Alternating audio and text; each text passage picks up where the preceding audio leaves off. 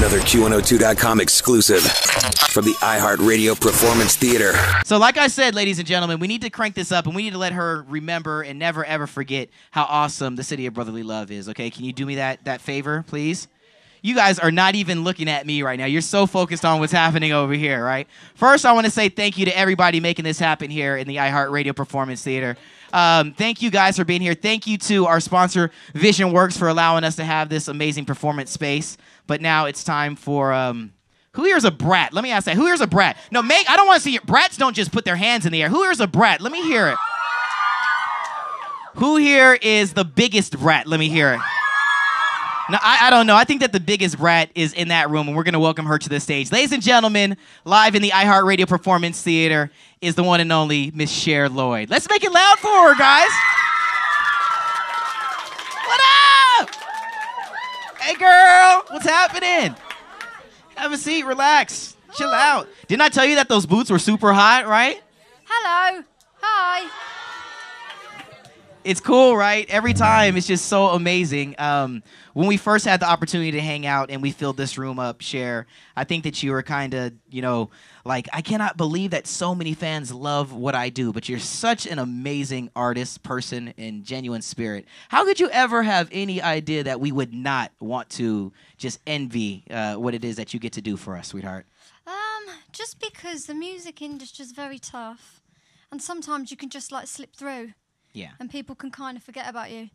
But with me, I just try and make sure that I'm not forgettable. You're not. And that's the cool thing, right? I mean, it's just like any one person on the planet who can have Simon Cowell, the brattiest of all brats, call you a brat. That kind of is like one of those things where it's like, I'm here to stay, party people. And the cool part about it is it's you being you. And, and it's never wavered from that. And it's just, fun music. It's stuff that we get to all kind of, I'm not going to lie. I've jammed to it a couple of times. Thank you. And in the mirror. Do you get to do the same thing when you're creating the records? Do you just sit back and kind of close your eyes and just envision yourself acting like just a fun-loving goofball, just having a good time, rocking out to some music?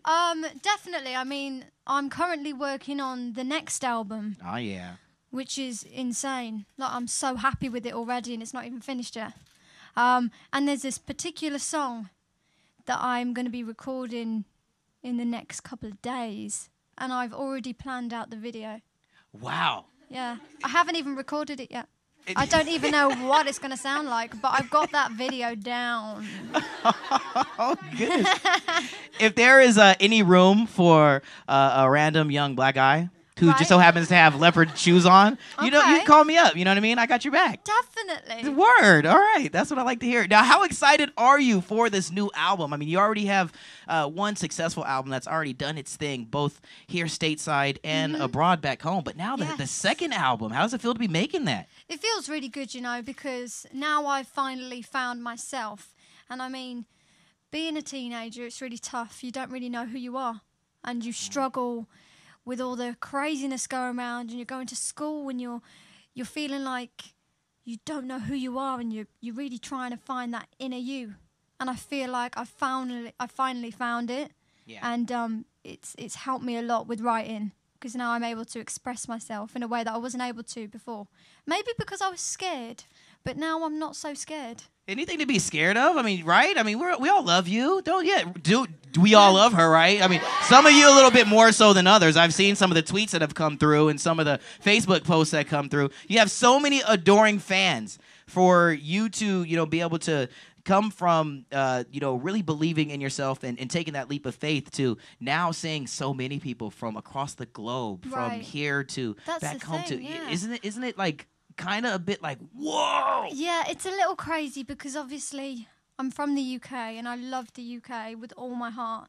And I feel like working on this second album, I'm now able to make everything fair. Because, of course, I was in the UK and then I came over to the States, and I've been here for such a long time that the UK brats are feeling a bit disconnected. And I don't like that, because I'm always going to remember where I came from. And it's just going to be so lovely to be able to release that next record worldwide and let everyone have a fair opportunity of getting it on the same day. Oh, so we all get it like the same day. Exactly the same time. No one's left out. And that's so what it's awesome. gonna be. There's not gonna be like some kind of rollout, like you guys get it first, you guys get it second, the next day. Are you gonna be in line or standing, standing somewhere at a Walmart or sitting at your computer clicking buy at midnight when it drops? I am normally so nervous when something comes out, I kind of forget about it and then just wait for someone to say, yeah, it's doing really well, or it's not doing too good. You need to push it a bit more. But it is what it is, and I feel like if the fans are that devoted to me and they really appreciate my music, then it's going to do well. And I feel that my fans do appreciate me and they do respect my music, so I feel very lucky. I'm only 19, and it seems like my life is great. I wake up in the morning and I'm like, do you know what? This is crazy. Like, I can now support my family. And it's like, wow. Yeah. Like, where did this come from? Like, sometimes I end up just bursting into tears. It's the craziest thing. Because I'm, like, always so thankful. And I always, pray that it will keep going. I just want it to keep going. I don't want it to stop. I don't think it's going to anytime soon. Speaking of family and friends back home, I got to ask because I see on Instagram and Twitter, Buddy and Sharon. How are they doing right now? I actually did a Skype with my dogs this morning. I miss them so much, like so much, and I miss my family too, but my dogs, wow. Just they give me the best cuddles, and I do kiss my dogs, which is kind of gross. And some people are like, "Oh, do not kiss dogs," but I do. Go for it. I think it's fine. I think it gets weird when you start to eat their food. Yeah, that's when it gets weird, when you start to snack on their dog treats. Yeah, we don't share meals. Okay.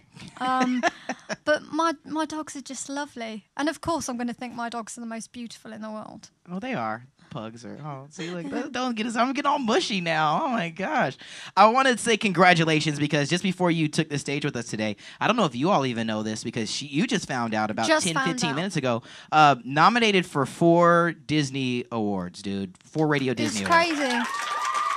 Thank you. I've never won anything before, so just to be, selected. And there's some awesome categories. First, you got best breakup song. Yeah. That's the first one. Best female artist. That's the second one. You have funniest celebrity take. That's the third one. And last one, song of the year. Yeah, it's pretty crazy. When you think about that, when you feel like, whoa, these are some pretty high accolades that I get just for being who I am. How vindicated do you feel as an artist? Well, I do have to say I have worked my butt off. Yes. All right. So this it didn't just come like that. It wasn't like, oh yeah, let's nominate her. I have been on the road for quite some time now, and it feels good to be at least recognized and put in the pot. Yeah, it's good. There. It's really good. You're like the good part of the what's in that pot. Like you're like the meat. You're not just like the little seasoning on top. Like you're like the part. I just hope that people vote for me. Are we gonna vote for her? Yeah. Thank you. I didn't think it needed to be said, but yeah, we got to. Yeah, definitely. I'm like really excited, and I'm wondering what I should wear. I think some Mickey Mouse ears. Maybe. Yes, rock those Mickey Mouse ears for sure. I could do, or I could dye my hair a completely different color. Your style changes, and you've said that before. How did this one idea pop into your mind and say, you know what, blue is just the way I'm feeling today. Let me go with it. I get all these crazy ideas in my head, and sometimes I feel that I'm not even human. And I wake up and I think, oh, I know, I'll shave my hair today, or I'll dye it blue. And I just run with it because I am me. I can do what I want when I want. No one gives me rules, which is brilliant. And sometimes when they do, I just ignore them anyway. I don't deal too well with people telling me how I should look. Because it's like, what? Do we now live in a world where there's a specific way you're meant to look? Because I totally disagree with that. And I'm like, rebel against it.